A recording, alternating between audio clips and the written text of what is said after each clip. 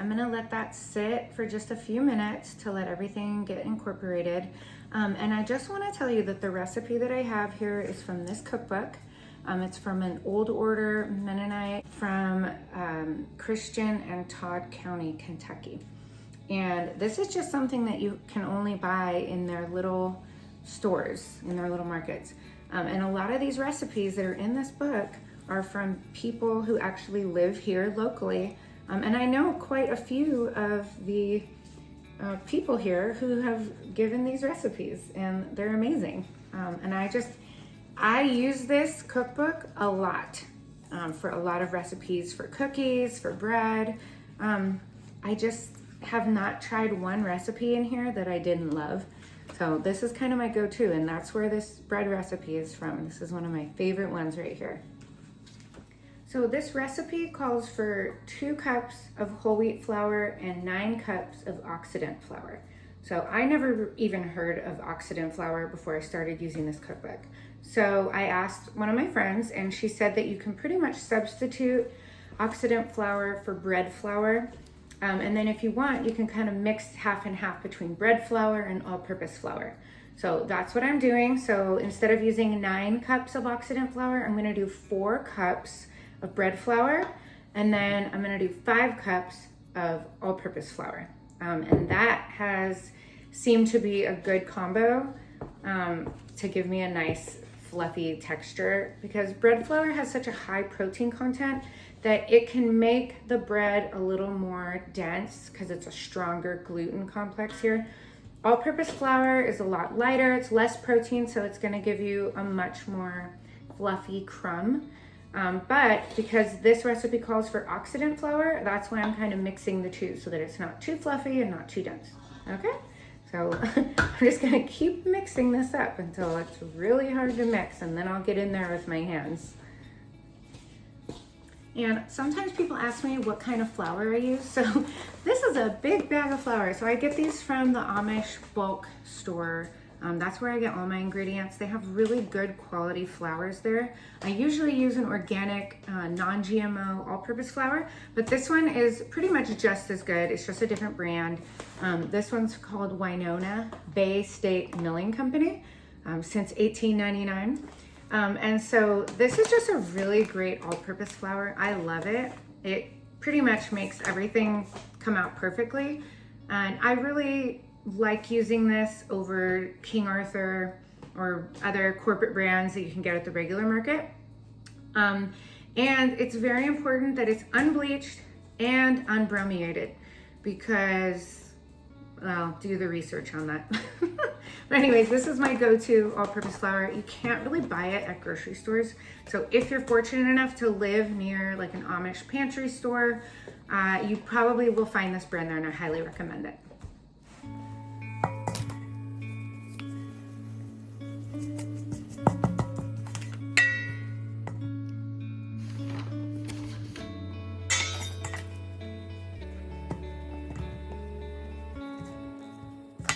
All right, so I have the 5 cups of all-purpose flour mixed with the 4 cups of bread flour. And now it's getting really hard to mix up with this little spatula here. But what I wanna do is just kind of incorporate everything as much as I can before I go in there with my hands and start kneading the dough. And you can use a stand mixer for this. A lot of people do. However, these Mennonite Amish recipes are always so large that I just can't fit the ingredients into my stand mixer unless you have one of those really big capacity ones. And so most of these are all done by hand. I don't think a lot of the Amish and Mennonites use electric stand mixers, and they do things the old-fashioned way, and I like to learn how to do things the old-fashioned way. Just try to keep it simple and just do it by hand, making everything from scratch and not relying on appliances, because who knows, one day all the electricity could be gone, and then how are you gonna make your bread when you don't know how to do it without a mixer? Since I've moved to Tennessee, I've really learned a lot about the Amish and Mennonite communities, and I really just love how they do things because they just do things the old-fashioned way, and I'm really into doing things the old-fashioned way. You know, you can find all these recipes on Pinterest or YouTube or whatever, but I like the feeling of having, you know, a cookbook with grandma's recipes that have been around for generations, and then being able to cook that and experience it. It just feels a lot different than something you just find on the internet. It has a little more sentimental value, I guess. So now I'm gonna get in here with my hands. It's gonna be a little bit sticky, but that's okay. It's a very shaggy dough right now. You wanna keep kneading it and pulling all the flour in there until it becomes like one big shaggy ball of dough. And then we just wanna keep kneading this and kneading this until it's not shaggy anymore, it's not dry, and we feel that the flour has absorbed all of the water. And then once I do this, it's just gonna be a waiting game, especially since I'm using sourdough starter instead of just a regular dry active yeast. That is a lot faster, but because I am substituting this recipe with sourdough, the whole point of sourdough is the long fermentation process, and that's what gives it that sourdough flavor. And this is a good workout for my hands and my arms, because you gotta do this for about like 10 minutes. So 10 minutes, here we go.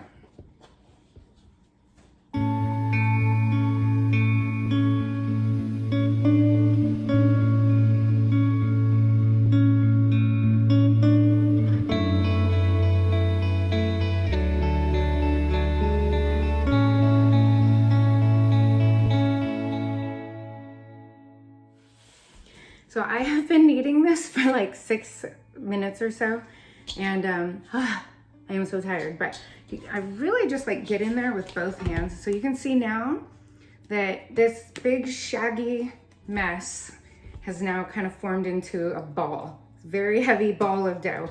And you can see the bowl now, all those little scraps that were sticking to the side are pretty much almost gone. And so I'm just gonna keep kneading for a few more minutes here and just make sure that everything is fully incorporated. We just really want the flour to absorb all the moisture. And what I like to do is just kind of pick it up, fold it, roll it together, and push it back down, and then just kind of start the process all over. Push that down, get it all mixed up, pick it up again, take it, fold it against each other like this, kind of manipulate that into like a nice little ball, throw it down, and just kind of keep doing that. That's really gonna help get everything really incorporated just by smashing it all together.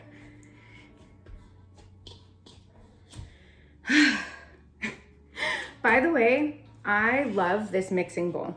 I have a lot of smaller mixing bowls and they just don't cut it. I love this one because it allows me to just kind of spin things around. Like if I'm kneading something, I can just turn it like this really quickly, which makes it a lot easier than just putting this out onto the bench here and, you know, pushing it around and pulling it and twisting it.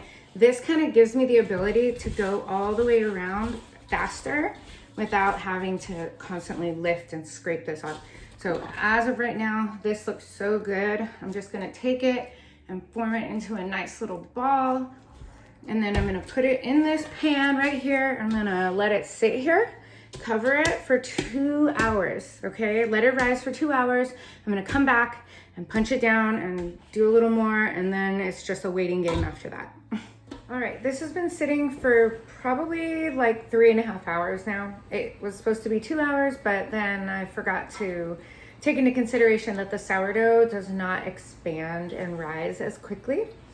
So it's been about 3.5 hours, and this is like almost double. It's not quite doubled, but it's gotten to the point where now I can just kind of go in here and like smash it a little bit more. What I'm gonna do is just kind of go in here.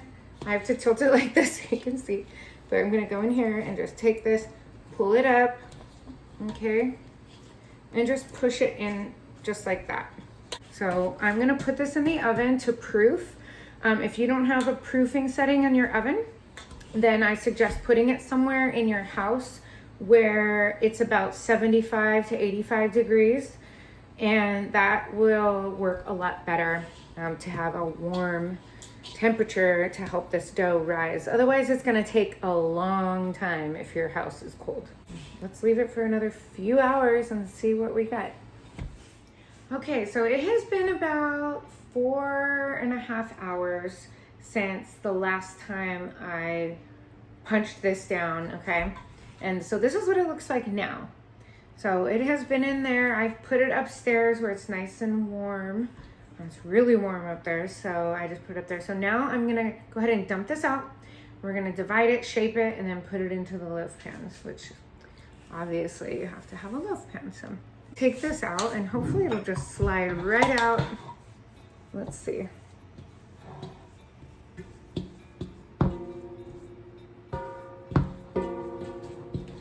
Yes. Okay, so now I need to divide this up into about 3 to 4 loaves. I could probably get more loaves if I use smaller loaf pans, but I did that last time and I kind of want to go for the bigger loaf pans right now. And I just got these glass ones, so this is the first time I'm going to use them. So we'll see how they work. I got rid of all my aluminum pans because they were of poor quality. I am going to now divide this. I'm not sure exactly how big I want them, but the best thing to do here is just take your dough out and just kind of stretch it out into a square or like a rectangle, sort of like that, okay?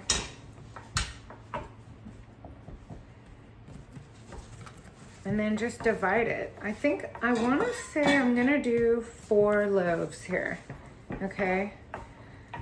Now, if I was doing smaller loaves, I could probably get like maybe like 5 or 6 loaves out of these, but I'm just gonna go ahead and spread this out like a rectangle, okay?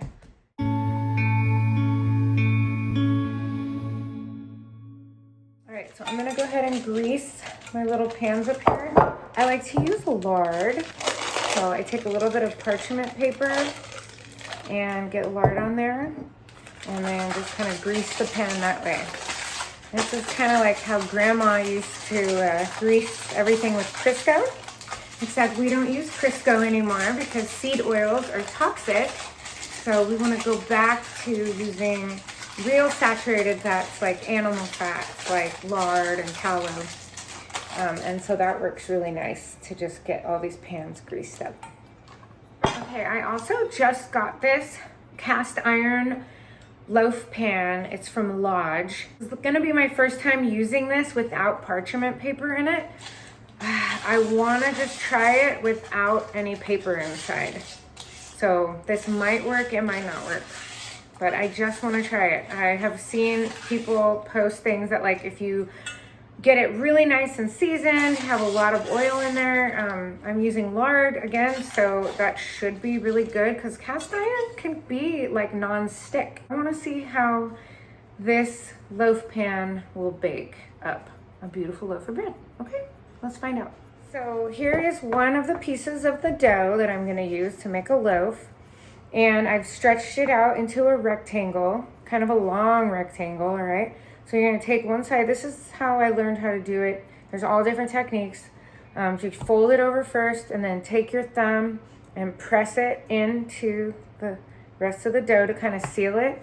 Okay, and then you take the right corner and fold it to the middle and push it down with your thumb there. And then take the left corner and fold it into the middle and push it down with your thumb. And then you take this part right here and very tightly roll it up. So we're gonna roll it and then seal that again with your thumb. Roll it again, seal it, and then continue to roll and seal it down each time just like that. Keep rolling it and sealing it, okay? And all the way down. Now we have what looks like a little burrito. So we're gonna pinch the bottom here and then roll it out, and then see these little sides? We're gonna take these, stretch them out, pull it, tuck it under, and pinch. Pinch the sides right there, okay? So now it should look like a nice little burrito, all right? And that is gonna go right here into my little loaf pan, as so. And then I have to let this rise again. I have no idea how long that's gonna take, but that's it.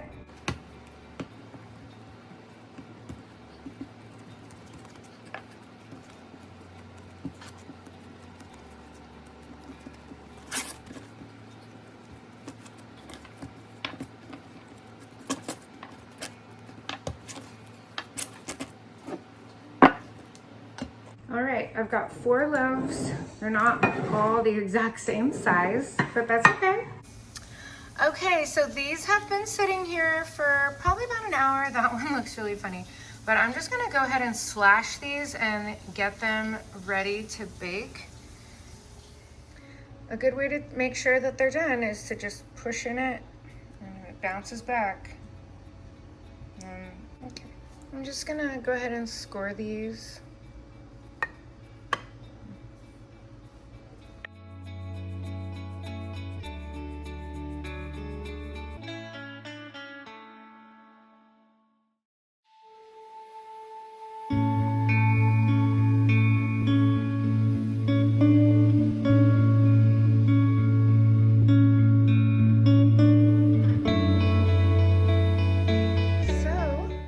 These are all the loaves that I made yesterday. This is early in the morning now. I went ahead and cut into this one, and the crumb looks great.